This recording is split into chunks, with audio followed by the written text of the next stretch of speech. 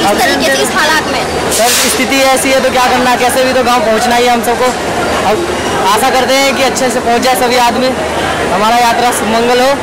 तो आपकी सीटें रिजर्व नहीं है सर? नहीं, मेरा सीट रिजर्व नहीं हुआ। मैंने एक बार प्लान बनाया दिवाली के बाद जाने की, मम्मी मेरी गांव पर है, इसीलिए मेरे को कहा छठ पूजा मनाना है, चले आओ। आप देख रहे हैं इस पर्व को लेके ये लोग कितने उतावले हैं कि अपनों से मिलने के लिए ये खिड़की से भी झलक रहे हैं इनके चेहरे की, जो ये इस पर्व को मनाने के लिए कितने तैयार हैं कि हमें ये पर्व इतनी उत्साहित कर रहा है कि खिड़की पे भी अंदर जा रहे हैं और गेट पे भी खड़े हैं। बच्चों के साथ क्या क्या परेशानी हो रही है? दिक्कत तो होगी। किन किन दिक्कतों का सामना करना पड़ रहा है? अभी आने जाने में ज़्यादा तकलीफ हो रही है। आने जाने में और बच्चों के साथ अरे पूछिए, बहुत ज़्यादा तकलीफ हो रही है। अभी आपको कितनी देर रुकने का? 2 घंटे।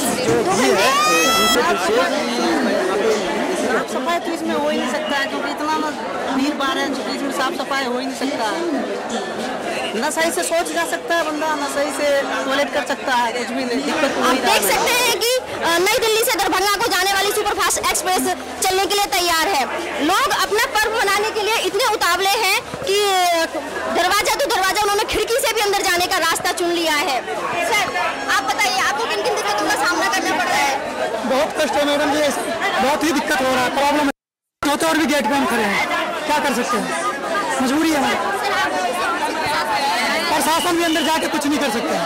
यात्रियों के लिए व्यवस्था प्रशासन अगर ठीक से व्यवस्था करे तो आने जाने में भी प्रॉब्लम नहीं, परेशानी नहीं होगी यात्रियों को, किसी भी तरह की अनहोनी ना हो जाए। इसलिए सिविल वर्दी में सुरक्षा कर्मियों, यहाँ तक कि महिला सुरक्षा कर्मी भी यहाँ पर तैनात किए गए हैं, जैसा कि आप देख सकते हैं।